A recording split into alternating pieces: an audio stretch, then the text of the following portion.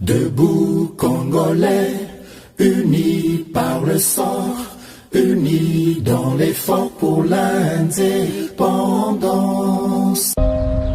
Nous devons ensemble avoir conscience que nul autre que nous-mêmes ne viendra sauver notre nation et que cela exige de chacun de nous une mobilisation tous azimuts.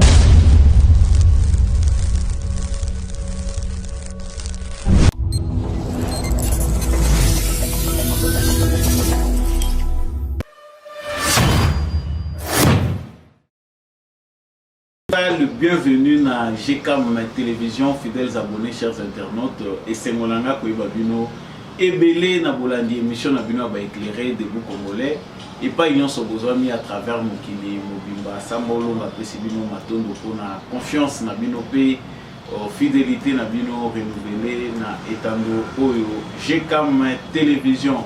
Oui malamu ete yambo émission na biso e banda nazalaka na tina ya ko rappeler na ba commet de mortel était justice ya nzambe ileki justice ya mokili justice ya nzambe moto moko te aishapaka na contrôle nango ezalaka occasion pona ngai oyebisa biso ete singeli tosala kaka malamu po nyonso tokosalaka efutamaka kaka to pe lifuti na yango ezali si ce n'est pas sur cette terre même dans l'au-delà tu finiras par payer les prix de tes actes.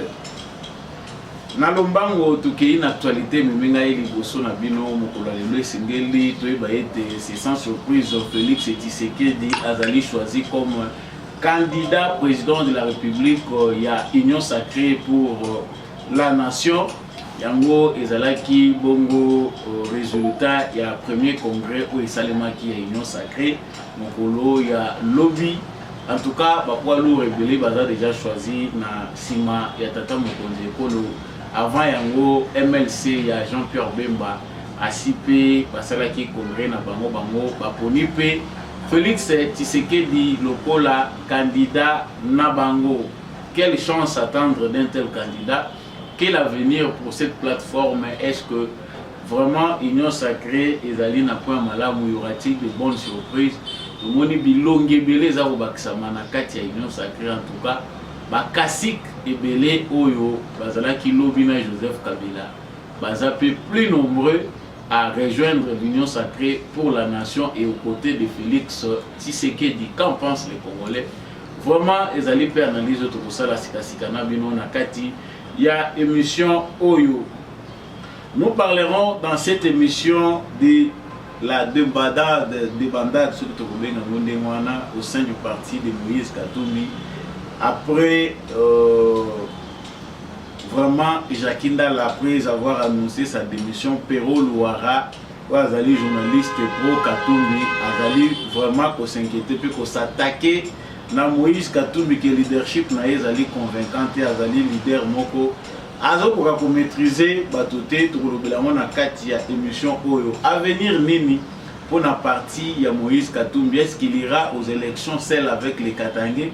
Tant que tout ça pour mona que batu ya point topé à région Moussousou bazali de plus en plus pour se disperser. Nous parlerons de ça dans cette émission. Est-ce que le tribalisme est un moyen utilisé par Moïse Katumbi pour faire sa politique? En tout cas, makambo ezali ebele tokolobela lettre ya démission ya Jakindala tokolobela pe lettre oyo ya suspension secrétaire général ya ensemble à suspendre nango Jakindala qui n'est pas étonné parce qu'il est déjà à ça qui lettre à démission depuis longtemps. Banani Batikali à qui les prochains tours, est-ce que santé vraiment y a parti ensemble ya Moïse Katumbi ezali malamu tokolobelango na kati ya émission oyo. Denis Mukwege candidat président de la République, c'est aussi sans surprise. Sengeli toyeba ete Denis Mukwege asalaki bongo conférence de presse na grande salle ya paroisse Fatima na Gombe na ville ya Kinshasa epai wapi ye azangaki te ko s'adresser na ba Congolais. Ayebisi en tout cas ba Congolais nyonso que azali bongo candidat.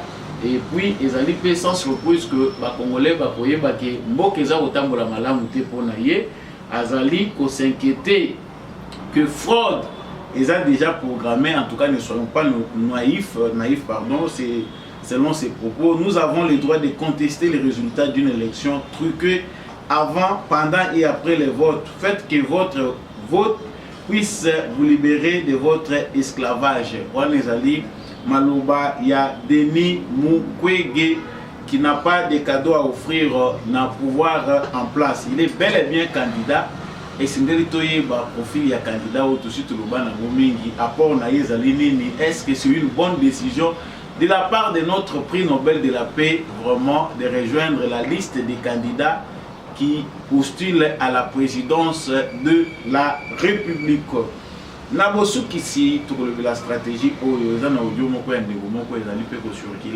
sur l'information ils ont dit que M. Paul Kagame dans sa nouvelle stratégie tu vois malamu que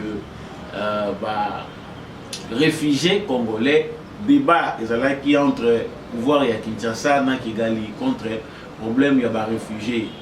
Au début de cette année, Paul Kagame avait manifesté vraiment son intérêt, son souci de que le gouvernement, le pouvoir en République démocratique du Congo puisse rapatrier les réfugiés congolais qui sont nombreux à Kigali.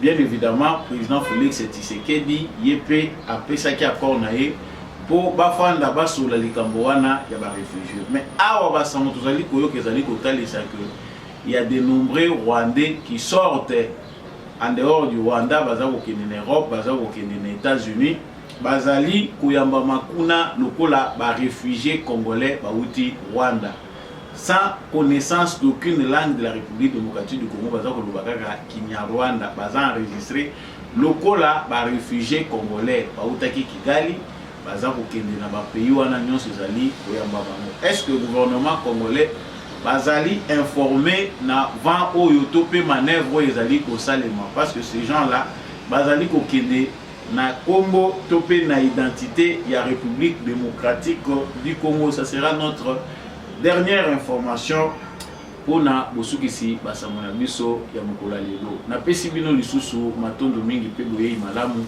na kati ya émission na bino Debout Congolais, émission ya ba intérêt soki ozana no abonné, je vous prie de le faire.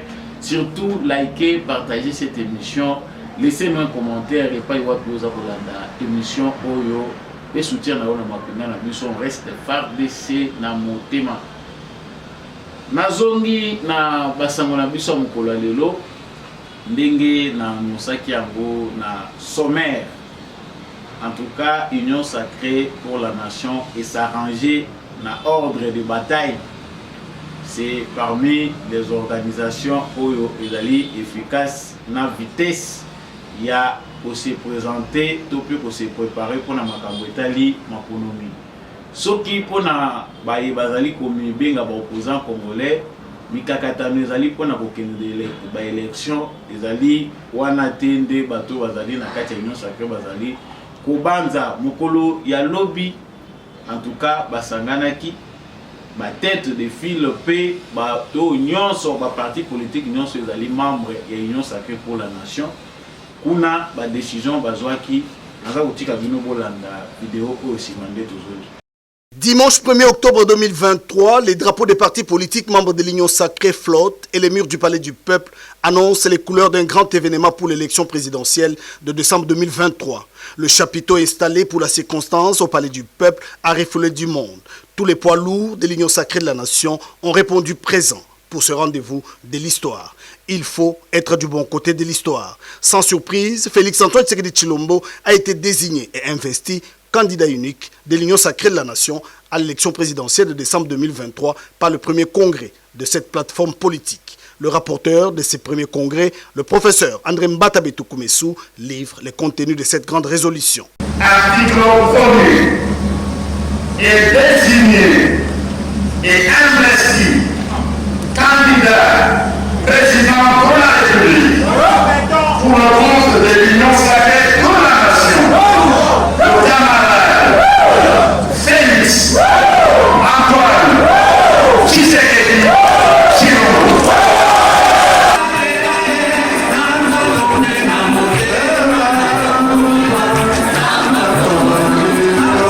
L'autre temps fort en marche de ce premier congrès, c'est la désignation du professeur André Mbata Betoukoumé Soumangou comme secrétaire permanent de l'Union sacrée de la Nation par le président de la République, Félix Antoine Tshisekedi Tshilombo, chef de l'État et haute autorité politique de l'Union sacrée de la Nation. L'annonce a été faite ce dimanche 1er octobre 2023 en marche de ce premier congrès de l'Union sacrée de la Nation. Ce n'est pas un privilège, c'est une responsabilité, c'est-à-dire il m'appartient de conduire la machine de l'Union sacrée jusqu'au triomphe final du président Félix Antoine Tshisekedi Tshilombo. Pas seulement comme président, mais avec une majorité confortable, une majorité qui lui permet de réaliser sa vision d'un grand Congo, une nation puissante et prospère au cœur du continent africain. Les états-majors des partis politiques ont désormais la lourde responsabilité de mouiller les maillots pour une victoire écrasante de leur unique candidat, le candidat de toute une nation.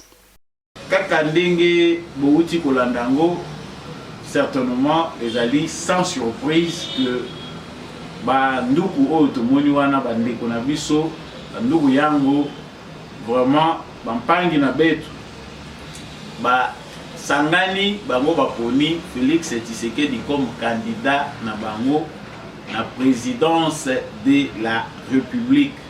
Après parti ebele phare UNC, MLC qui était le dernier parti politique nyonso au sala ba congrès na bango pona que candidat na bango na élection président et à présidence de la République, l'élection président de la République ezali Félix Tshisekedi ezalaki tour ba confirmer ngo na kati ya regroupement na bango to na plateforme na bango Union sacrée pour la nation. Moni ba figure ya Jean-Pierre Bemba, Moni ba Sama Lukonde, premier ministre actuel, Moni le président de l'Assemblée nationale Mbosso Kodia, Tomoni Bahati Lukwebo, président du Sénat et président il y a AFDC, parti politique. En tout cas, Augustin Kabouya qui représente les partis présidentiels. Et puis la liste est longue. Kasi ba Congolais, basi ba yebi na bango, oh tout ça koloba eza sango inattendu te. Congolais nyonso ayebi ke bato yo topé ba parti politique ou ezali membre na Union sacrée bakoponaka Félix Tshisekedi comme candidat président de la République. En tout cas, c'est sans surprise. Kasi constat muneno yo ba Congolais bazali kosala o ngape naza kosala ezali ya kotala vraiment transhumance politique, il y a acteurs politiques de la République démocratique du Congo. Vraiment bilongi oyo boza ko mona eza ko défiler wana ezali parmi bilongi oyo lobby isala ki force ya Joseph Kabila, bilongi oyo pe isala ki force ya Lamuka oyo Martin Fayulu atingami nango lelo ke agazaki aganyaki ba élection grâce à Lamuka. Il est le vainqueur des élections de 2018. Il est vraiment Moutazalaki le vrai vainqueur de Félix Tshisekedi asalaki usurpation de pouvoir, c'est un tricheur. Bilongo boza ko mona eza ko rappeler biso histoire ya République démocratique du Congo, eza ko pesa biso compréhension ya scène politique congolaise. Ndenge nini ba acteur politique la biso ba se comportaka vis-à-vis ya pouvoir. Ba musu ba lobi pouvoir eza na force makasi attraction. Tout le monde dit ba Marie-Ange Lukian. Nous avons mon abaché au Kitoun, nous avons mon aller à Toul. Joseph Kabila aujourd'hui peut savoir la vérité, même ceux qui va y sa réunion sauté. Que bateau yo za kotambola na bango balingi yo te kasi balingi mo solo. Balingi yo parce que yo za kotike la bango esika baza kolia baza kolia. Lobby otika la yo moko. Aujourd'hui, nous donnons raison à Etienne Tshisekedi qui disait que Joseph Kabila est seul avec sa femme. Aujourd'hui, la plupart de personnes, des membres d'hier, il y a FCC, la majorité, 98% y a bateau, qui FCC à Kabila Lobby, Bazali Lelo na Union sacrée. Et toujours prétendant servir le peuple congolais et la République démocratique du Congo. En tout cas, tout ça n'a pas question pour se poser. Si j'ai besoin de la mort, vérité, paix, les kakaté, moni bazana simatata mon conseil école n'empêche de dire la vérité. Le fait d'être dans l'union sacrée n'exclut pas la sagesse des Congolais dans le vote. C'est aux Congolais souverains primaires de savoir voter utile. Bato tomoni oyo baza bato oyo ba massacrer biso tambula yawa bato oyo ba vandaliser l'économie à Congo. Nous sommes c'est bien fait parce que l'Union sacrée pour la nation, être du bon côté de l'histoire, n'efface pas la mémoire des Congolais. Nous sommes d'accord que ces camps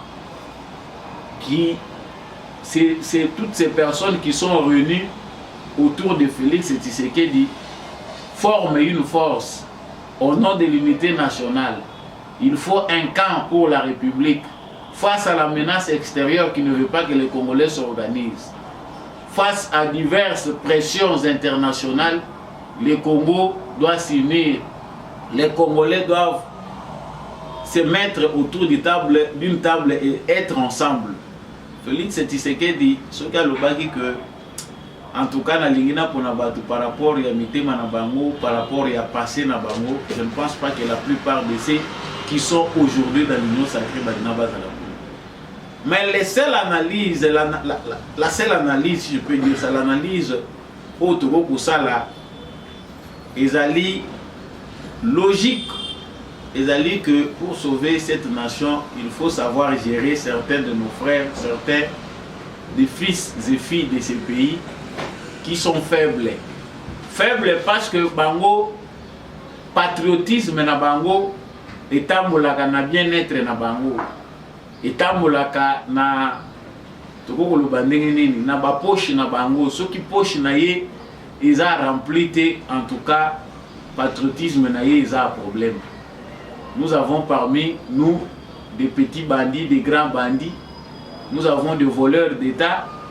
Nous avons des gens qui ont peut-être ce patriotisme-là, des clochers qui met d'abord les intérêts individuels avant l'intérêt général. Bazaï Belé, patriotisme et clocher en Goana. Donc, c'est une forme de patriotisme qui pousse les citoyens d'un pays à mettre avant leurs propres intérêts avant donc ceux de la République. Les batubélés tout ça au monde a comportement na bango ya Goana. Bandeko ba Congolais, Félix Tshisekedi, mis à part, est un président hors du commun. Les contextes dans lesquels Félix Tshisekedi accède au pouvoir, configuration et résultat et élection qui lui donnait vainqueur des élections, de l'élection présidentielle, mais il n'avait pas une majorité à lui. Majorité où le lot Fayou azali ko minimiser, ils allaient illustration, il y a des ordres tous à connaître les lots. Bah tous à na ba député mais tous à le kola na bangote. Parce qu'il faut les convaincre de diverses manières. Tu vois que ça a coûté très cher à Félix Tshisekedi de convaincre la majorité à bateau à député pour adhérer à la vision pour servir le peuple congolais. Ils ont été élus pour ça. Mais pour s'aligner derrière Tshisekedi, comme ils n'avaient pas cette majorité, vous savez que ça a un prix. Même si on n'a pas le temps d'aller encore illustrer des fonds, c'est que ça a coûté à Félix Tshisekedi. Les lots Martin Fayou Ponaye, ça ne lui dit absolument rien. Mais je suis l'homme le plus populaire. Ils ont ça la passe. Je n'ai pas de quoi par rapport à l'actualité. Les lots qu'on a consacré à l'actualité où il y a président élu, Eli Martin Fayulu. Sur ce qu'il pense de sa candidature à l'élection présidentielle. Donc en tout cas, bateau baza au candidat ba éviter régime présidentiel. Régime présidentiel. Bateau là nous c'est le moni ba voter Fayulu. Ça a un prix et Mouto yaza sage, yaza intelligent, il ne peut pas vouloir que les choses qui sont arrivées pour Félix Tshisekedi puissent se répéter avec lui. Je ne pense pas qu'un politicien prudent peut accepter être à la place de Tshisekedi en 2019 lorsqu'il a accédé au pouvoir. Tout le monde avait pitié de lui. Certains même avaient pronostiqué que vraiment il est impossible de Moutouana pour changer à tel côté. Aujourd'hui c'est un dictateur. Lui c'est un animal politique, c'est un cas spécial. C'est quelqu'un qui s'est battu pour tout le monde à l'élo. Bah, résultat, oh, bah, Moussou Baza pour ignorer. Hier, il était une marionnette. Quelqu'un, candidat qui n'était pas vraiment là pour gouverner le pays. Hein? Yazawana, Azo diriger Naïm, Azo gouverner, Azo régner, Azo gouverner. Aujourd'hui, c'est un dictateur. Si Martin Fayulu pense que Félix Tshisekedi, position à côté de les députés, mais tout cela, ils seront derrière moi. C'est une aventure, théâtre où il y a ça, mais ça n'a pas. Les gens qui réfléchissent ne peuvent même pas tirer attention à ma propos modèle. Donc, j'ai pris cet exemple pour te comprendre une scène politique dans le fait d'avoir toutes ces personnes dans un camp, parce que l'énergie au Bango, bazali peut utiliser positivement les énergie à Félix Tshisekedi. Sans cette énergie-là, bateau ne valent rien aux yeux des Congolais. Ce sont des gens qu'on a déjà vus dans plusieurs scénarios.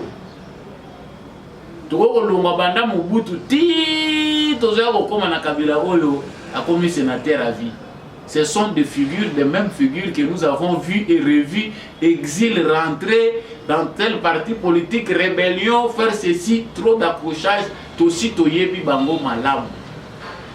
Transhumance politique, les alliés, il y a culture politique, il y a batteur politique congolais. Nazakana bango bandumba, ceux qui ont forma kindumba wana, il y a un moment où basi mususu basuka parcouru kufa seul.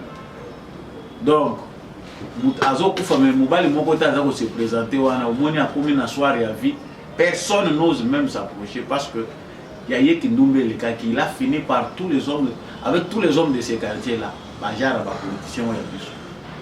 Ceux qui sont ni les ala délit na politique ndé ba tout moni bango na union sacrée. Mais que dire, parce qu'il s'agit d'être du bon côté de l'histoire. Nous avons une boîte sans avenir. Il n'y a que les idiots qui ne changent pas.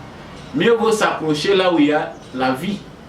Vie est à côté de la Tshisekedi Azali, Yango Batunyoso, Bakoti, Tobosani, le passé. Ce qui avait dit que Félix Tshisekedi n'avait pas gagné les élections. Aujourd'hui, au nom du jeu politique, conformément à tout ça, il a en Afrique ou bien en Congo, ils sont là avec Félix Tshisekedi. Ils ne peuvent pas dire aux Congolais pourquoi aujourd'hui ils sont avec Tshisekedi. Les uns vous diront non, ce n'est pas la position républicaine. Non.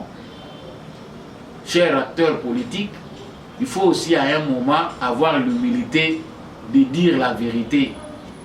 À un certain moment faire la différence, être humble. Nous avons joué ce mauvais jeu pour vous diviser. Aujourd'hui, nous sommes avec notre frère, c'est bel et bien lui qui avait gagné les élections. On attendait ça de la bouche de Bazaïba, on attendait ça de la bouche de Bemba et les autres en passant. Mais, c'est une force derrière Félix Tshisekedi. On ne dit pas que Félix Tshisekedi doit être seul parce qu'il est le meilleur, non. Mais il faut que tu rappelles la Kabiso Mokoto, si rappelle la Kato, rappeler plus bas dans la Biso Kotoyeba. Acteurs politiques en face de nous et puis penser nettoyer notre scène politique. Cela ne se fera pas sans la maturité des Congolais. Les personnes habilitées à nettoyer la classe politique congolaise, à renouveler cette classe politique de manière à ce que tous les bateaux soient un peu vierges politiquement. Oyo bako la sensible dans l'aspiration des Congolais, tout le i a commis i, même si on a si moi chapeau, tout poussier à tes chapeau. Qu'avoir des gens, bamutu ese kota banzete, kota babilo bandenge na ndenge banda mobutu titu zo ko koma buyo. Yé carrière politique c'est comme un business pour naï. Il est prêt à pouvoir côté ka lupango, côté la batu ba moyen pour postuler parce qu'il sait qu'il va encore ramasser beaucoup d'argent. Tout en acceptant les bons côtés de l'histoire, réfléchissons chers Congolais, c'est pas facile d'accepter les choses comme ça parce qu'ils sont avec Tshisekedi, il est avec nous, ils ont dit Tshisekedi c'est le meilleur. Oui. Tshisekedi n'a pas seulement à se battre seul, nous avons besoin des gens qui peuvent aussi démontrer cette volonté politique-là avec des moyens de bord, parce que le Congo n'a pas encore réussi de stopper l'hémorragie Oyo de manière complète. oyo eza kosalaki baminere na biso eza kobima barichesse na biso toza koperdre yango tozoperdre bafinance publique eza koéchappe ezokende na bapoche ya baindividu. Il y a encore du sérieux travail à faire, mais avec qui? Mosala na tokosala ngo na banani si on n'a pas de gens intègres, on n'a pas de gens qui ont compris que aussi tosali mabe mingi esengeli to changer. Aujourd'hui tomoni baoyo bazalaki na badrapeau ya jaune balataki tobenga monini moni baécharpe oyo balataki ya jaune na Kabila bayembaki banzembo à la gloire de Joseph Kabila. Aujourd'hui c'est l'union sacrée. On ne se focalise sur personne, on ne chasse personne, ils sont tous du bon côté de l'histoire. Ça c'est la seule vraie chose. Mais Congolais, ne vous laissez pas tromper par le jeu politique. Le jeu politique, il reste ce qu'il est. Nous, Congolais, devons réfléchir à la manière dont nous devons voter sur base de l'expérience que nous avons des 3 dernières élections. Les prochaines fois que nous sommes allés aux élections, c'est vrai. Même si c'est au pouvoir, certains vont compter sur l'argent pour être élus. Ça, vous devez le savoir. Mais quelqu'un qui va vendre sa parcelle pour qu'il soit voté, vous pensez qu'il fera quoi?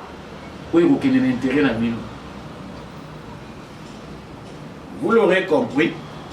Mais cette bataille, vue sous un autre angle, est une victoire.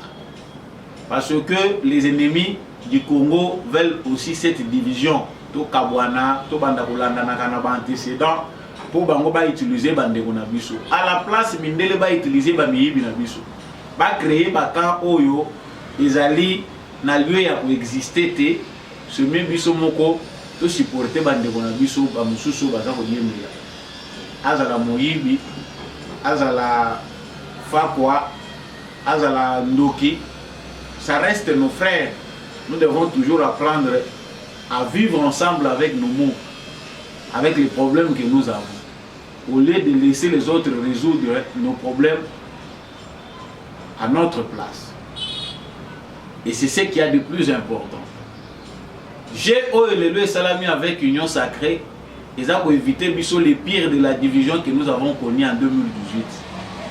En 2018, tout avait été planifié par l'Union européenne de voir certains autres États pour que le Congo soit divisé, que le Congo ait en guerre civile.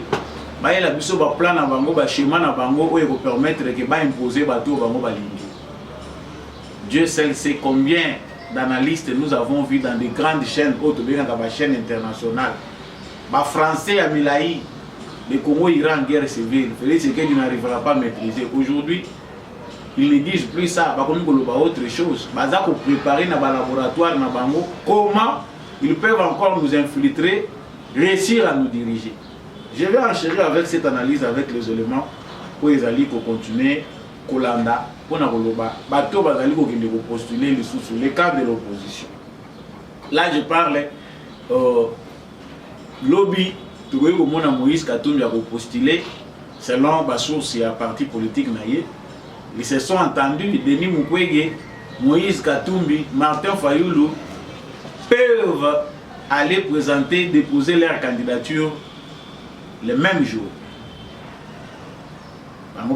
Déposer ma candidature. Martin Fayoulou qui avait dit qu'il allait déposer les 7, a déposé finalement lobby. Denis Mukwege vient de déposer sa candidature na kolobela makambo lobby Simawa. Ba candidature na Moïse Katumbi ainsi de suite. Par rapport à ce que je viens de dire, la stratégie consiste à avoir des Congolais qui vont créer un désordre. Les Congolais qui peuvent aider l'Union européenne, le pape vous avait dit enlevez vos mains du Congo. Aussi vous salez ma belle mingi. Bolongola maboko na bango main. Batouana baza prêté à bolongola maboko na bango na Congo. Les 3 candidats que nous voyons au Batikali Baza restent. Ce qui te voit bien dans le pays, c'est quel, bon, c'est quel ça ne correspond pas, mais Baza reste.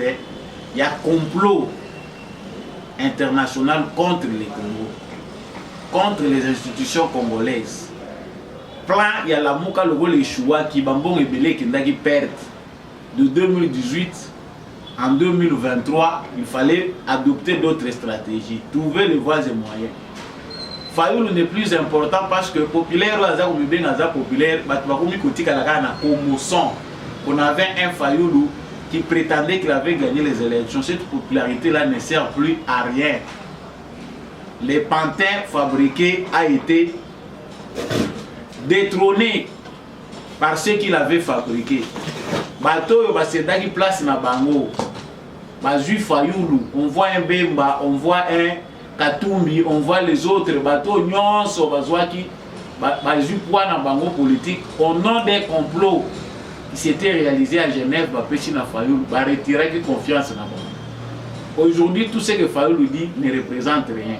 Le même complot, yango balingaki bazongisa lisusu na 2023 au Tozali. Avoir des candidats juste pour séparer les Congolais, diviser les Congolais. Baoya Nord, Baoya Sud, Baoya Est, Baoya Ouest. Dans chaque coin, dans chaque zone linguistique, avoir au moins un candidat pour permettre qui base à la menumise. Comme ça, va créer un cacao, va bimakalwa, sapeur pompier. Touye parce que la situation est alarmante, il y a la cabine sympathie à l'Okuta. Mais cette même situation est en Boyo, mais cette fois-ci, ils sont en débandade parce que Félix Tshisekedi a néanmoins, par sa grandeur d'âme, réussi à amener les Congos dans la voie, les Congolais dans la voie de la raison. Si aujourd'hui Bemba est avec Tshisekedi, malgré les passés, tout ce qui s'était dit, malgré tant on dans la Mouka, le Congo a gagné quelque chose. Qu'est-ce que le Congo gagne? Au lieu batouana basala les sous-souffrants, Haute Moni Lelo, Mukwege, Martin Fayoulou, Moïse Katumbi, Délice Sanga, un front qui peut facilement soutenir l'Union européenne parce que avec Tshisekedi, il faut avoir des gens comme ça pour permettre de continuer à la mise, il y a mafia, il y a affaire, il y a Congo. Mais cette fois-ci, ils n'ont pas réussi à attirer le plus grand nombre. Bitumba Makasi, poids politique à Félix Tshisekedi sali que moyen pas reconstituer Bango wana ndenge basaila comme en 2018 exact. Avoir un Congolais à la tête du pays, avoir Otozwaki, je ne sais pas bien Congolais Joseph Kabila. C'est différent. Avec Félix Tshisekedi, les cœurs aussi d'un Congolais ça compte. Nous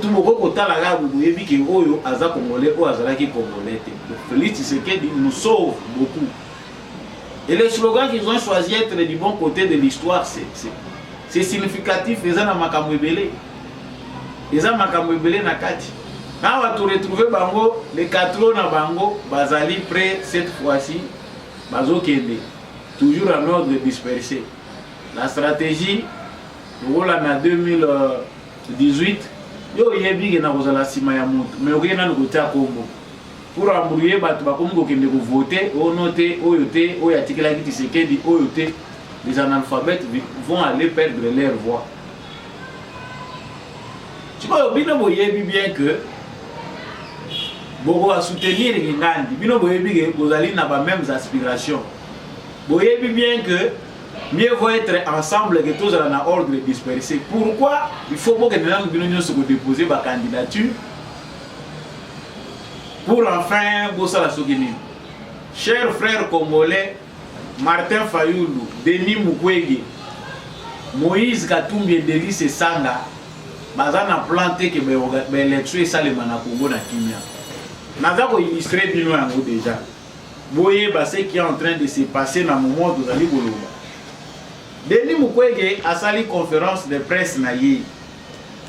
Na kati ya conférence de presse na ye azali ko étaler situation au ya Congo, asi annoncé candidature na ye. Mais dans ses propos, parce que pour na bango le bilan de Félix Tshisekedi est négatif, au lieu ya kokende kosala soki nini pour les élections, il faut koluka ndenge nini ya komema makambo. La fraude est déjà programmée. Ne soyons pas naïfs. Nous avons le droit de contester les résultats d'une élection truquée avant, pendant et après les votes. Faites que votre vote puisse vous libérer de votre esclavage, dit Denis Mukwege. wana kure katani nanu natiki nanu bolanda nanu vidéo aussi matozongi. Mais ma réponse aujourd'hui est conditionnée par un engagement et responsabilité collective. Nous devons tous, comme peuple, être conscients des problèmes graves qui entachent le processus électoral. Fraude massive préparée, préméditée. Au lieu de préparer un bilan, pendant 5 ans, on a préparé comment organiser la fraude, la corruption, le détournement, l'instrumentalisation des institutions et même des finances publiques. La réponse collective doit être une indignation. Indignez-vous, le peuple congolais. Indignez-vous. Et enfin, une résistance à cette nouvelle forme d'esclavage et de prédation. Et enfin, la révolution démocratique pour faire valoir nos droits. Nous devons faire appel solennel au rassemblement de toutes les forces acquises au changement et prises de la partie qui crie au secours pour les saluts de la nation. Que ce soit la société civile, les partis politiques, les confessions religieuses, tous citoyens congolais. La mobilisation pour une prise de conscience populaire peut tout changer et faire basculer l'histoire. Notre peuple a su le montrer dans le passé.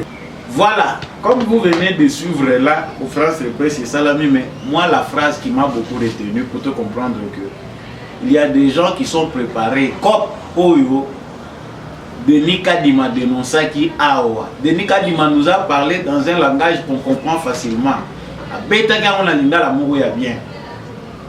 Comme Oyo tozo le belawa. Batu baza ko kende élection, mais bayebi ke za cop. Biso tozo kende élection pour ezala mabe. Mboka ezala na kao, na sima kao wana biso tolela kana sima kao. Là encore je dois vous proposer maloba de Denis Kadima très significatif. Suivez ce qu'avait dit Denis Kadima par rapport à bateau yo baza ko souhaiter malheur na organisation de l'élection et puis révéler. Voilà. Ma propos bouti koyo ka Denis Kadima koloba illustration na mo yango makambo Denis Mukwege za koloba. Toujours que dans l'élection tous en a droit à contester, mais ils ont contesté, ils ont na mine. La confusion, ils ont entraîné dans le Congolais, ils ont décrédibiliser l'élection. Soit on va dans des élections dont on sait que l'issue sera heureuse, soit on boycotte les élections. Comment ils ont organisé l'élection? Ils ont confiance à organiser l'élection. Retirez-vous. Faites comme Etienne Tshisekedi en 2006. N'y allez pas. Mais voilà comment Batu va s'organiser pour préparer contestation électorale, pour préparer un chaos. Toujours qu'il y a une élection, mais tu vois qu'on dit ma tricherie, pour comprendre que l'objectif n'a pas moussou derrière. Refus à déposer ma candidature et Zalaki il a créé des ordres.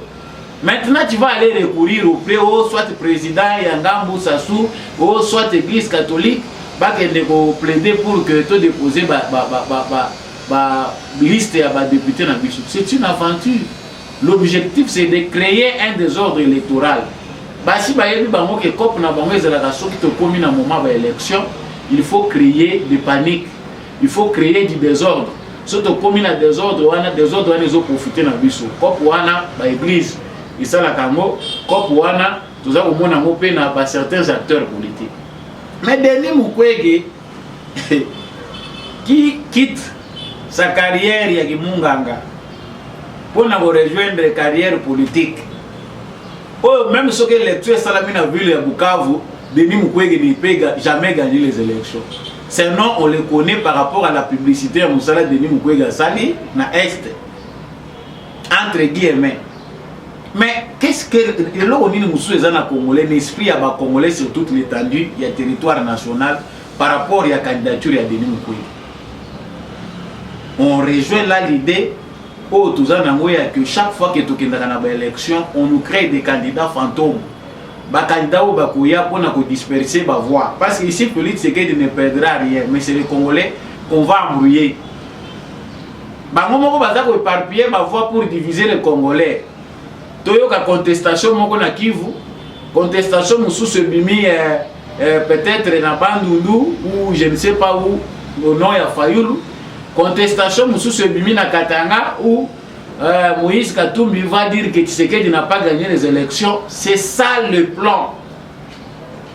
Le plan na bango exact que parmi bango Moutouazali n'a capacité à gagner l'élection. Personne parmi ces candidats, tant que ça la bango n'y a ce profil na bango, totalement passé na bango. Parmi eux, il n'y a pas un candidat qui peut convaincre les Congolais à Tshisekedi de côté pour voter bango. Je parle des Congolais conscients. Congolais oh na mémoire na ya bosani makambo lekate azate. Mais Denis Mukwege est forcé par des malfaiteurs américains et européens à aller se jeter au lieu de soigner à ta image à moi prix Nobel ango oh yo ba pesi ya mafia parce que ça ne vaut pas la peine.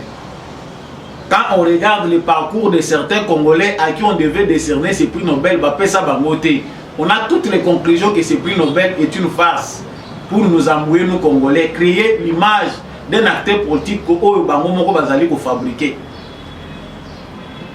Mais, batela ta image en côté, badon ya nango déjà, hôpital il y a panzi, assistant ou bazakuna batu bazakuna, et belé mususu soki lelo batie vérité to fongola monoko.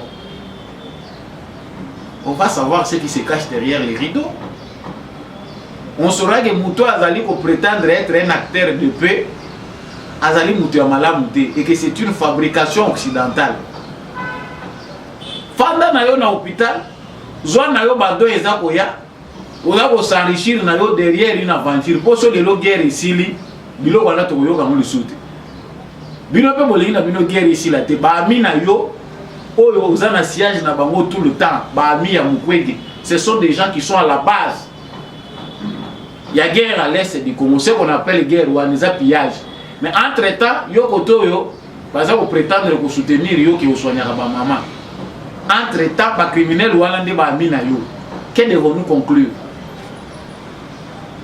Chers frères congolais, notre autre candidat Denis Mukwege sait bien, il m'a le bien les moyens exactés, na ko kabolate, on a ko pesa ba polote, je n'azana tout ce que je peux vous dire, farce.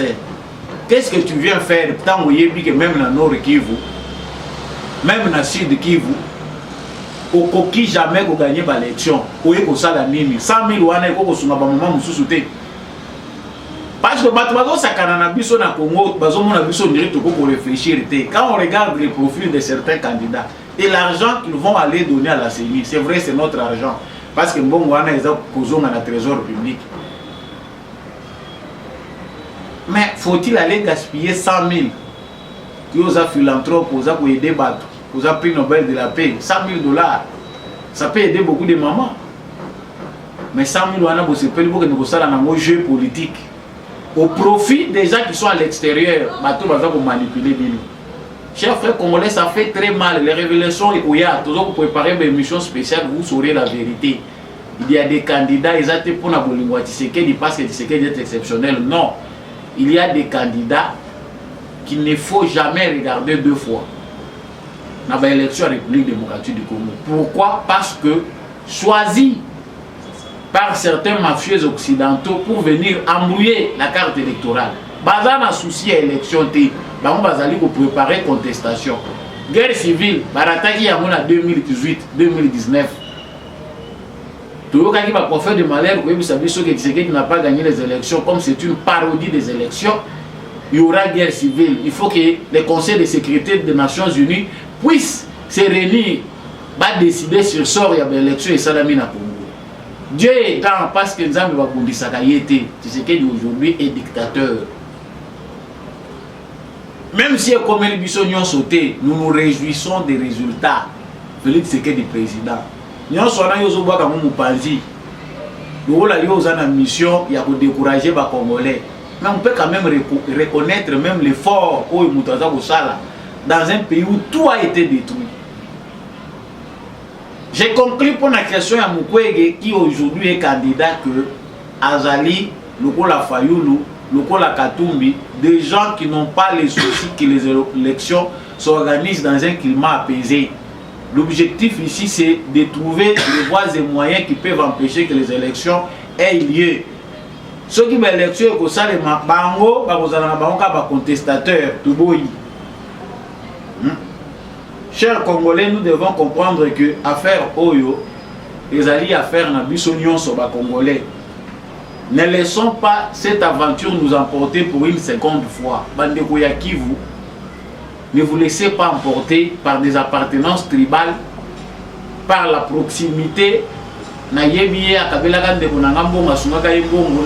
on ne réfléchit pas comme ça. Parce qu'on sait qu'il y a des malfaiteurs qui choisissent ces moments précis pour que ça soit à travers Bamalamu Bango Basalaka. Ça fait très mal à l'écouter. L'objet, c'est qu'on va s'organiser. Pourquoi l'opposition aujourd'hui? Martin Fayoulou s'entend bien avec Denis Mukwege. Denis Mukwege est avec Katumbi, Bayebani. Et Denis Sanga inclut. Pourquoi candidat Nabino Bogoyo à mon côté? Il faut aller encore mener une démarche pour perdre le temps.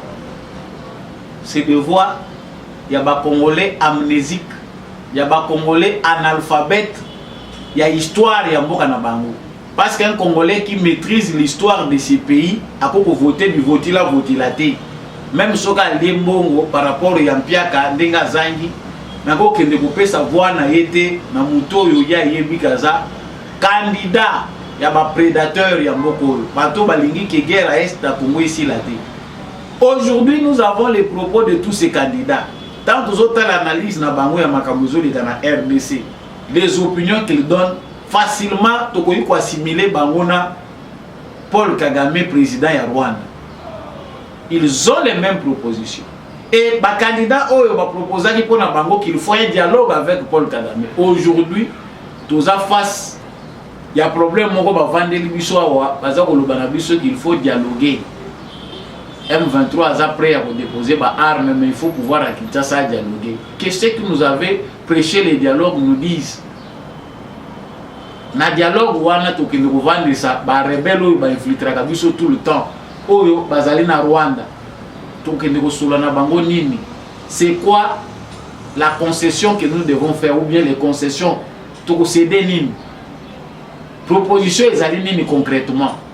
On sent que nous sommes infiltrés à travers ce que nous appelons aujourd'hui opposition. Et pour conclure, le Congo n'a pas d'opposition.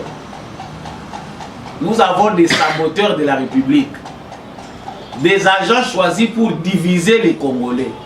Si on va simplement comprendre que même si on a Tshisekedi, il est possible aux Alanakans, il y a République. Le camp de la République n'est pas forcément votre nom à Tshisekedi.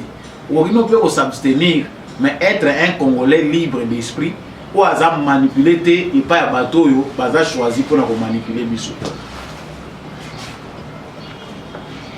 Je parle ici aussi d'une nouvelle stratégie. Stratégie Oyo. Bayeli biso awa naza kolobela pe likambo moko ya makambo za koleka na parti ensemble ya Katumbi. Cette bandade eza ko pousser biso nyonso photo lobela yango toyebi ke lobby parce que finalement bato ebele baza kotuna koloba sa bolonga makambo boza kolobela mote analyse nini bino bozo sala. Je me pose aussi la même question. Monongo Dominique à Kosolia a lobby que en tout cas nous avons un congé et à partir ensemble la responsabilité pour Péchinaï parce que nous avons aussi battu par rapport à l'état de santé, à créer l'état de santé. Alors que audio moko, il appelle moko audio naïe à solo là qui n'a moko ba membre à partir ensemble à critiquer politique à lobby non politique nous surtout ça la ezaka kama kamu ya combattre kasai il y a autre chose à faire. Parce que tu dois comprendre qu'en termes de réflexion politique, nous devons réfléchir quand même par rapport à Katumbi. Katumbi ne peut pas réfléchir avec et puis nous traduire sans parole ou convaincre Bissou. Lui il réfléchit avec l'argent. apesi mbongo atindi yalo bosala kabu. Mais convaincre comme ça, ce n'est pas fait pour Katumbi. Dominique Munongo a décidé le lobby Katumbi a bengi bato et lobby Pero Loire. Bobenge la ngaye ba bengi Dominique Munongo a retiré démission alors qu'Azali prête à démissionner. C'était déjà le début du chaos. Dominique Munongo pas dossier sili toyoki dossier Daniel Safu baza occupé yete azana itamu eza malamu te mbongo azao. Il wana to kutangwa par parce que le dossier Daniel Safu est un dossier un irresponsable, quelqu'un qui s'appelle honorable, mais quand vous avez la honorable député Bazozwa, même si conjoncture est difficile, vous se retrouver dans l'hôpital topé dans centre de santé à fortune qui n'a pas mbongo. Il y a des irresponsabilités, mais on sent que bah éloigner par rapport à la méfiance bazana mona bateau ou bazali ko vanda na Kinshasa. Jacques Ndala, son dossier, nous en avons déjà parlé. A-t-il lettre naïe à démission en ligne, après cette lettre naïe à démission, lobby en tout cas, il y a sa démission. Mais le secrétaire général, il y a parti ensemble, Bolinguet, a moni que Jacques Ndala va propos tenir les alliés en côté, a municipé lettre naïe, suspension. De suspendre yo, tout tient en place commission.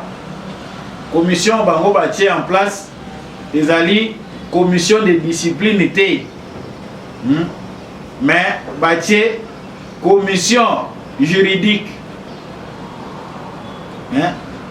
Commission bango ba tient les alliés juridiques, c'est ce qu'ils ont placé. Mission bango ba tient ba pêcher mon commission juridique. On comprend que la partie politique commission de discipline ils ont été partis ensemble.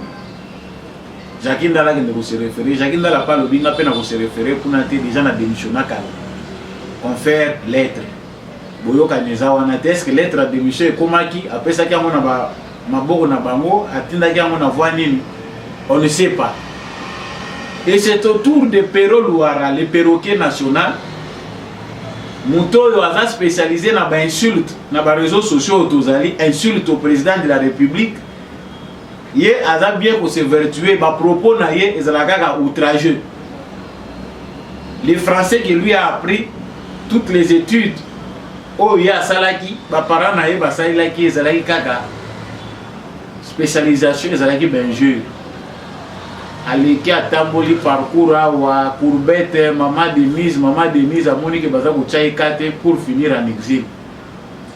De tels propos on ne peut même pas les relayer, mais tout ça pour qu'il perd parce que tout le monde dit que Torobaki depuis longtemps que des Congolais vrais bako luka façon nini bako kolikula mbongo bako luka mu pona partir Katumbi te. Bako luka mu na sima Katumbi te, c'est trahir la nation. Nous savons tous que Moïse Katumbi c'était un étranger. Même si ce n'est pas encore dans nos lois que Mouto Yotata na ye aza Congolais te akoki kozwa le sous-présidence na mboko te, mais puis il faut réfléchir pour nani mboko eza détruit. Il y a eu nos frères faibles qui ont favorisé batu na mboko pour détruire biso to comme autres allez les. Mais il y a des gens qui choisissent facilement Katumbi parce que après ça chaque fin du mois, on sait que enveloppe est distribuée. La Salomon, que enveloppe fin du mois, moi, il fonctionner, l'argent provient d'où? On comprend que les autres obéissent aux ordres de Kokonyang qui vous a demandé d'escroquer à Soué Moïse Katumbi jusqu'à ce qu'il s'épuise. Et aujourd'hui, on comprend facilement que sans le tribalisme, Katumbi n'aura pas d'argument politique. Katumbi est en train d'exploiter la faiblesse de certains de nos frères Katangé qui pensent que l'ennemi na bango na solo Katangé c'est les Kassaïens. Les Kassaïens ne mutubazo ya kocha biso mulunge. Mais autant les entreprises où ils ont exploité la matière première na espace grand Katanga Mobimba. Ils ont ba entreprise ya ba Katangé les Kassaïens. Cette faiblesse est exploitée par Moïse Katumbi. Lui qui est bien manipulé aussi de l'extérieur pour fragiliser les Congolais. Voilà pourquoi ça comme il faut travailler. bakasai wana faut que bango musika parce que bango nde mutu baza ko luire na biso mais bakasai ozo ko luka ko tia musika ba mususu bazo yaka na parti na yo mais ozana bango mais stratégie na yo ozo mona ngo te ke bato yo oza ko bundisa ozana bango na parti na yo. C'est là qu'il a compris que non bato yo nazana bango mais bakomi baza vraiment ba ennemi. Et le fait que tu vas dire à Bangwa, ils sont forts ces gens politiquement, ils vont finir par nous nuire. Bah c'est écrit dans Monsieur Kobima Libanda. Il faut commencer à les isoler. Yo bondela qui Dominique Mounongo. Pourquoi? Parce qu'elle est katangaise. Ou sinon tu na katanga na cause problème. Celui qui te Dominique Mounongo accueilli, on sait tout ce qu'il a corrompu Dominique Mounongo na mbongo parce que facilement yo kate. Tu es bien den les akuna moyen yo kezate il faut qu'on corrompre yé pour ya kozonga na décision na ye. Mais oh le rôle za muluba Jacques Ndala alobi kuna kombo mususu mpoi soki nani to yebite a tete oyo akende na ye ça n'a aucun impact. Donc Moïse Katumbi sa seule base électorale où yaza na mo confiance ezakatana. Et le tribalisme c'est l'une des stratégies qu'a choisi Moïse Katumbi. En dehors de la stratégie à football, la stratégie à couper Sambon. Ici aussi, on comprend que l'argent ne répond pas à tout. Mbongo, oui, et qu'on sommes même les rois, mais dans un moment où Mbongo répond à Kati. Il y a des Congolais qui comprennent que Makamozo est très dangereux. Campagne électorale, tout ça, élection, tout ça, tout ça, sous régime ya Félix Tshisekedi, les Congolais ne sont pas si deep que ça. Baza flatter bino parce qu'ils ont aucun ndenge wana. Mais tant que comme les kambo mabele, boyo ki bango ba tele bino déjà son kuna ba lobike, eza les kambo ya mabele. Hein? Eza facilité. Ce n'est pas facile à comprendre que tout ça ko monela. Yango bande ko nangai. Là je m'adresse à nos frères katangais qui n'ont pas encore compris, ce n'est pas tous. Katangais ou baza noble d'esprit, si va comprendre qu'ils ne peuvent plus faire l'objet de manipulations politiciennes. Baya koko sa yo ke ennemi na yo aza propre frère na yo. Non. Et aujourd'hui, Moïse Katumbi est obligé ya kobanda ko reconstituer équipe na ye avec qui ya kotambola na bango po. Tout ça, on a que bateau nyonso baza ko wuta tendance. Parce que yo na kasai ko kende ko sala campagne to ko kende te. Vous avez la président ya Katanga to vous avez la président ya wapi. La prophétie est en train de s'accomplir petit à petit parce que yango eza na kati ya ko zinda. Yango eza na kati ya ko zinda. Si tu vas finir par corrompre tout le monde, bato balingi yo te me yo zo ko corrompre bango na makasi. L'argent a toujours des limites. Amour sincère c'est bazaka na mbongo te. Tant que vous êtes obligé de corrompre pour battre Balingayo, c'est comme difficile. Tout ça, vous ça dans Sango Oyo, il y a infiltré, on va continuer à infiltrer Congo, mais cette fois-ci avec une nouvelle stratégie qui existe déjà. Si audio na kotiango na suka émission pour na bateau bazar na ngote vous peut-être ceux qui peuvent me demander na routine de la bango. Les quoi dans ça sa témoignage. Il y a 20 il y a des réfugiés où ils ont continuer soit disant des réfugiés congolais, ils ont continuer pour qu'ils dans les États-Unis, ils ont continuer dans le Canada. Mais qui ne connaissent aucune langue de la République démocratique du Congo. Tu as vu que Mikolo et les cas qui Paul Kagame a posé un problème, il y a des réfugiés congolais.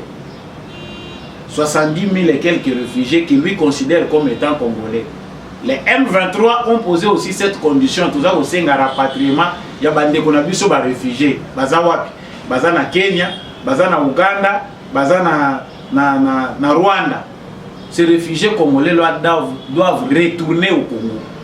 Et ça parmi les conditions, M23 baza Koloba, Kagame a posé cette question. Après analyse, le président Félix Tshisekedi a demandé à HCR na sol congolais, biso toza na plus de 200 000 réfugiés rwandais. Wana oyo bazali officiellement reconnus. Oyo ya Rwanda bazali soki 70 quelques mille waza kotana bana. D'abord logiquement qui paie nani akoyi koloba. Alobaki aza prêt Ce qu'a montré que le gouvernement congolais a s'occupé de réfugiés, a été à renvoyer les réfugiés congolais. Tango ICR et Télémi, Batubele Balobi, Azongi Simana Sima porte-parole na ye, on a boloba non, il y a Azali na souci, na tendance à rouler pour chasser les réfugiés, te maligné que le gouvernement congolais a reconnaître. Cette stratégie à Paul Kagame a continué à envenimer la situation, pour aggraver la situation, ils ont parmi les manœuvres pour faire passer le temps. Et la stratégie, si basala kala, pour ceux qui découvrent ça aujourd'hui, ils ont les lotés. Et c'est Salami Mbalamingi Nabakaya ba réfugiés, des Rwandais qui se sont infiltrés là-bas, passent pour des réfugiés congolais. Et Salami Mingi, baza ebele na Canada, baza na États-Unis, na Europe, baza la Kanabango, mais baza fenda Mingi. Mais cette fois-ci, va accélérer les sous. Le coup là, le président Félix Tshisekedi a dit que Bocha biso ensemble pour tous les réfugiés wana tripartite et ça les réunion tripartite pour qu'on fixe un peu les modalités qui sont les réfugiés wana pour Kagame aza kosenga di bazonga. Lokola makambo ngo elali toza koyeba pété elali ndenge nini, ils ont choisi maintenant ya kobanda ko faire voyager ces infiltrés là baza kokende na ba Canada, baza kokende nini, situation na bango est inquiétante, baza kokende na ba États-Unis, baza kokende na situation moko difficile atiki ba kuna nini, ce sont des réfugiés congolais baza na situation en détresse bosunga bango. Ndeko wana za kobeta lisolo ba bengi bango bokende kotala wapi ba congolais ngo toza koluka. Bandeko bele baza pe kobeta masolo wana. Bakende kotala boye, bandeko na biso ngo bazobaka. Ni Swahili, ni Lingala, ni Kikongo, ni le Chiluba bazo kolobaka Kinyarwanda. Ah, bandeko na biso. Ah, pe lokola balandela ka morphologie. Ah, muna morphologie ngo modèle ya bo. Onote toyaki Bouti Congo na Congo, vous savez combien de temps? Tout ça, les 4 mois. Les services de renseignement rwandais n'ont pas encore cessé toujours la planification des infiltrés qui vont continuer à infiltrer les Congos. Cette affaire est difficile. Tu éviter les services de renseignement na biso soki question oyo ils a prise au sérieux.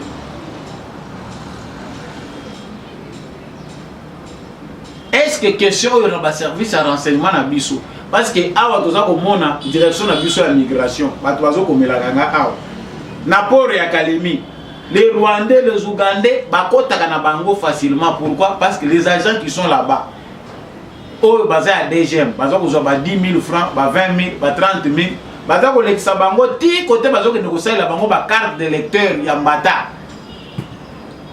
Nos propres frères congolais ndemu tubaza ko faciliter infiltration oyo sikoyo ya masse oyo baza planifier bayebi malusu tuna Congo esike ezali baza kokende kuna koyoka o bakomi na passeport congolais umoni bango basi faufiler ti koyoka o ambassade apesa ki bango ba passeport bakomi na ba passeport congolais baza kotanga na ba organisation na sina loba peli kamo balambala. Mais cette fois-ci compatriotes baza ko alerter yango. En tout cas, je vous laisse cet audio-là à la fin de l'émission. Yandeko wana azako alerté. Ce n'est pas une situation d'aujourd'hui, c'est une situation qui date de longtemps. Ezako senga que bata de lango situation oyo kolandela yango. Vous qui demandez des passeports, passeport ezako mona na tête, mais ba raison eza multiple. Ba entreprise obiso toza contracté ba sera biso ba passeport. N'y a-t-il pas aussi là un lien avec ma passeport ya lokuta oyo eza kotambola partout? Ba passeport congolais eza na maboko ya bato ebele ba Kenya baza nango ba Tanzanien. Et puis est-ce que usage bazo ça elango ezali ya honorer nango Congo? C'est pour notre intérêt. Voilà une aventure qui est en train de préparer Kagame. Donc à ça yebine kaza coincé mais aza ko continuer ko multiplier ba question ya ko poser. Or baza bato baza ko formation na ba service ya ba renseignement bazo préparer bango ndeni bakosala. Allez, bomoni kaka akomi lokola commerçant aye na frontière à côté na Congo. Lokola commerçant, il disparaît dans la nature parce qu'il sait là où il peut aller facilement. Baza na bantenne na bango na Congo. 3 mois, 4 mois oyoki abimi accueillir Europe, tout azana États-Unis d'Amérique comme étant un Congolais. Vous savez, nous avons un problème sérieux. Ce que ça il faut que lancer processus ya identification ya ba gens nyonso baza ko travailler na ba ambassade na biso. Ministère des Affaires étrangères a lancé à pour na kotala yango. Logiquement, il faut anéra sala musala ya ko préparer en termes de renseignement sur base de la sûreté de l'État, ba gens na biso nyonso baza ko travailler ka na ba ambassade na biso à l'étranger, surtout na ba pays phare to yebi ki banguna baza ko kotela. Baza la bateau baza ko maîtriser renseignement malam parce que belé to yebi ki bazali recruter sur base ya favoritisme. Ba musu ba yebi na bango te ke bisika bazali ezali porte. Nous menons au peu banguna ba ko kotela, ba ko sala musala na complaisance. Il faut créer des cellules spéciales. Bateau nyonso ko identifier bango ko landela ba identité moko ya ba gens nyonso baza ko travailler na ba ambassade na biso. Certains sont là, ils nous ont infiltrés depuis longtemps. Azana ye congolais attaché à l'ambassade nana tchaka yewana. Quel rôle il joue na kati ambassade na biso? Il y a tabazolo ba que tout est à refaire, il faut boye bango que tout est réellement à refaire. Émission Mukola lelo na kanisi ekomi na suka audio na epsibino kolanda na suka pendata na za kosala ba annonce na suka na pesi matondo na ndekombi a chaque azaki na sima caméra pour émission oyo ekomela bino matondo mingi na Apôtre Gérard Kabeya candidat député na Tchangu. Merci beaucoup na l'homme de la vérité des jours Jean-Louis Timbalana. Merci à papa Boniface Mpunga. Je remercie mon vieux Maurice Kikangala. Merci également à maman Bilonda. Merci à maman Nyonso Bolanaka. Émission Oyo. Je remercie Oletika Kennedy Mukendi Ojusa et tous ceux qui soutiennent cette émission de vous Congolais Naja pour soutenir Bino, sans oublier l'élu d'Ilebo Freddy Ngwama. En tout cas, Bana Ilebo pour soutenir le candidat Nabino Yewana et tous ceux qui sont avec nous. Je vous dis vraiment merci. Continuez à suivre l'émission de vous Congolais. Partagez l'émission, likez. Pour liker, il faut liker ou partager vraiment l'émission dans Bisso. Tika peu commentaire de quoi pio Olandi émission Oyo. Natoni bino botoni tout le monde prochainement. Bola masika awa audio wana na lakaki bino tout le monde au revoir. Oh, bana iyo. Bonjour Nabino. Vraiment tant on a landi vidéo yo Tranganya Davena Cheo ya mutu azopesa conseil na mwa Rwanda pa Brazzaville et nazalaki pe na préoccupation toute la journée à lelo ya on labina partager na bino makambo ezoleka awa na Arizona eta onga nazali awa vraiment situation ba Rwanda oyo photo zwango au sérieux. Moi je sens un plan machiavélique au bateau va vous préparer. À ta génération n'a pas fait le cas, mais génération à banana biso be banana biso. Nous risquerons ces pays là-bas siéger biso, bas diriger son bateau.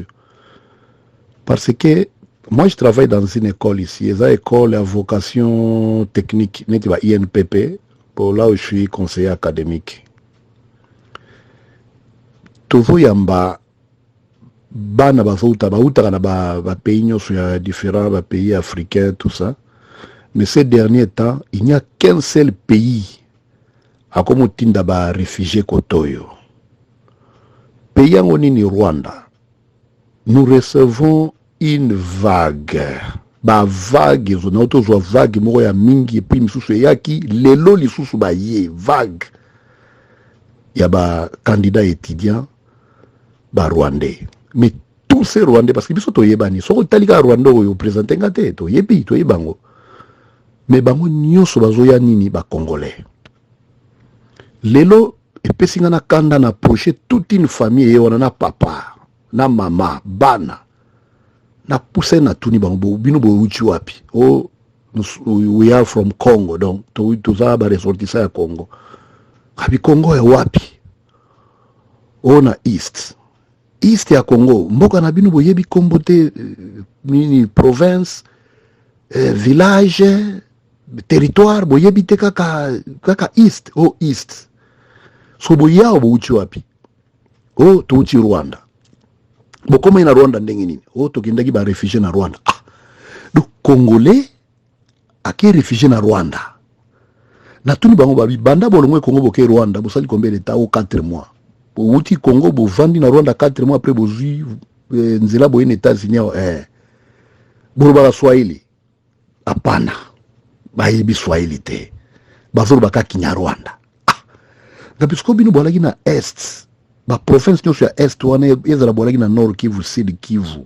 Territoire nyo sona Est balaba Swahili.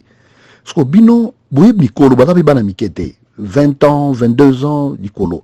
Sko les 4 mois ka boye na Rwanda bobosani ba langue ya Congo, même pas dialecte, même pas Swahili. Mbala moko bozo ba Kinyarwanda avec perfection. Boye kelonga na 4 mois. Oh, tu as un camp de réfugiés na Rwanda. Il y a un problème. Donc, c'est clair, c'est quoi? Rwanda a comme fabriqué des réfugiés naïe. A comme fabriqué des réfugiés naïe. Donc, Rwanda, c'est quoi?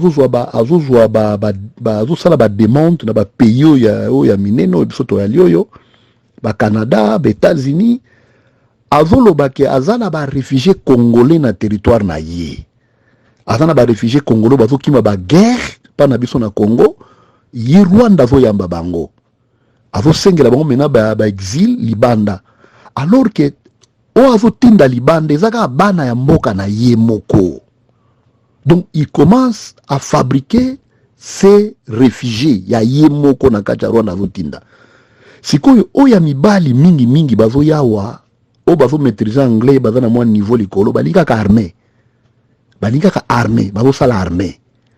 Ba o misusu bazana ba niveau intellectuel moi moke bazo kende na ba école technique. Ba université bango bazo kende. Et puis bana na biso ba vrai congolais balinga mwa classe te. De balandi ba papa na bango kayu. De soka ka moi na zui high school a zui diplôme. A zui ka moi ni ba beta ka libanga wana zui moi musala moi na komo toucher ba 1000, 1200, 1300 par semaine et sili. Moi na lingi soma mbwa classe te, moi na azu soka mbongo na ye asuki wana. Mais bana ya wana bazolo milai, mike milai bazo tanga na armée bakoti bele awa na ba formation na armée américaine. Bana wana baza na ba université, bana wana baza na ba école technique. Do aliro biso to lingi ndombolo na ba distraction pa na biso. Iko koma na niveau moko boye ba Congolais formés, soi-disant Congolais, mais baza ba Congolais qui sont des Rwandais. Bako comme belé awa na ba domaine nyonso. Comme indele bana na ba système qui oh non, les kuna na mboka bato baza kuna bafoko ko gérer bien te, il faut que ba diaspora ba ki ne ko imposer bango kuna pete batinda bango pa meka ko idemboka ba meka ko mema mentalité asika tout ça. Diaspora o ego zongela bino na mboka, biso pardon bino te parce que c'est notre pays. Et que la diaspora ou yo génération bazo formé awa ba komi et belé ba Rwandais, mais ici ils sont des Congolais. Pe bazo lata na ba brassard na ba drapeau à Congo ba mema fomu na mutu na mutazana mwe ndis ni moya Congo alata ka mwa brasserie ya drapeau azana mwa chaînette ya Congo ya RDC. Donc vraiment je vous dis ils n'ont rien de l'histoire de la RDC, rien que des noms. Bazana bikanda nyo réfugié la pena mikanda tala na passeport ya kima bazuye na cas de réfugié, il n'a même pas de passeport. Donc aye kotoyo déclaration ya sali Rwanda a registré bango comme ba réfugié congolais ou ba kima ba bitumba na es ba yapa na ya yambi bango. Yango ni makelelo Kagame zo ganga o d'ailleurs ba Congolais basé bela wa so bocheni na kozong selabino bango, ce ne sont pas des Congolais, ce sont des Rwandais. Lui-même il fabrique ses propres réfugiés à Tchebango na ba soi-disant quand na ite so ba kada banda kuna bango juro ba UNICEF ba yaka ba rassembler bango ba présenter bango tala ba Congolais bango yo tout ça. Na ebité ba tono so ba na ba méthode bi ba technique ya ko tester qui est Congolais qui n'est pas Congolais, quelqu'un qui ne parle même pas dialecte moi Congo. Même pas langue moka Congo. Seule langue haro baka Kinyarwanda. Mi bango bali baza Congolais. Vraiment souci na lagi nango yango parce que ça me fait mal nazo travailler na bana wana. Lelo kutu moko ba benga pona ko sala interprète parce que kena infirmière il fallait ba sala examen médicaux. Azolo baka Kinyarwanda ba ko benga nga ba yebike soki ba Congolais ba ye ngam na yeda bango na ko interpréter soit Swahili n'a interprété en anglais, soit français n'a interprété en anglais, Lingala n'a interprété en anglais. Ataba dialecte ou la bagi Congo, n'a pas interprété en anglais. Mais na kende kuna azoba ngabi no langue ngana ibia muteza langue na bisote ngabi langue za Rwanda. Oh no, he say he's from Congo. No, this language is not from us. This is Kinyarwanda. It's a language from Rwanda, not from Congo. Nabisi bango na bi munoko ya zolo beza ya Congo te. Ngana yebi yango te, tozalaka nango te. Isa munoko ya Rwanda. Bango bazo insister, oh non, mais ya uti Congo, mikandanyo siango aza muta Congo, tout ça uti na yesi ngambo. Je n'ai pas de procès de tension au Salawa, mais moi je vous dis que il n'est pas du Congo, c'est tout. Na komi kutu banga parce que nazo sala ba komi tellement belé, so ba moninga na komi ko luka peut-être ko bimisaka identité na bango, oui ba tona balaka moi compliqué donc comment ils sont capables peut-être ya ko meka ko filenga peut-être pe ko sala nga mabe, donc je commence vraiment à envisager même na longo msala na kuna parce que milieu commis un peu gâté. Trop de Rwandais, des jeunes Rwandais, bah y est belé, soit disant bah congolais. Vraiment, tout prier pour Namboka. Tout prier pour Namboka parce que l'avenir, ils ont l'accès bien té. Ils ont l'accès. Ceux qui t'ont vu ma sériété, ceux qui t'ont se décidé que batouana, to benga bango na ba kombo na bango, ou les qui t'ont zela ba kima ba qui no kota na ba armée na bango ba formé. Ceux qui t'ont aussi courage à longo la bango na armée té. Yo bolongoli bango so ba zonga na Rwanda bazongi na Rwanda. Si nous faisons de la complaisance, nous allons regretter. Vraiment, esa prophétie nazo pesa te que pour na mabe, mais c'est une réalité que tu as de vivre et puis je sens que et logo ezo salama fiti les habienté. Donc ceux qui génération bazo bimisela so ba congolais fabriqué, ceux qui bazongi na mboka bazo ba responsabilité na mboka, ils vont nous diriger. Donc André ba jusqu'au système ba équipe so ya guerre ba kota ba s'imposer ba moni lokola isa mobulu ba komo préparer ga futur. Donc ba zo tondi sa diaspora congolaise mo ya libanda et puis bango de ba zo tanga o ya biso moko ba vrai congolais to lingi mambo classe de. C'est ça maintenant des avantages aux anango. Ba lingi to lingi mambo classe de. Biso ba mikolo bo zo tanga me ba jeune ba lingi ko tanga te. Puis ba ndeko na biso musuba yawo na ba âge même il y a 30 ba 40 ba lingi masola classe te ba lingi formation te ba linga kayu azwa lar asomba car azwa mondaku alata bien asuki wana. C'est ça le problème. Vraiment prions pour le pays. Il y a une préoccupation à partager na bino parce que nous sommes de futurs responsables et nous devons connaître les vrais problèmes qui nous rongent. Sinon tokotika na distraction tokosimba mitu ba kubengana ndebiso na mboka na biso ne mokolo mususu. Que je ne souhaite pas n'andimi péter, mais ce n'est pas impossible. Compte tenu à plan batona bazosal. Merci Mingi. Bon, bonne journée Nabino. Nga minuit na zolala. Bye bye, je vous aime bien.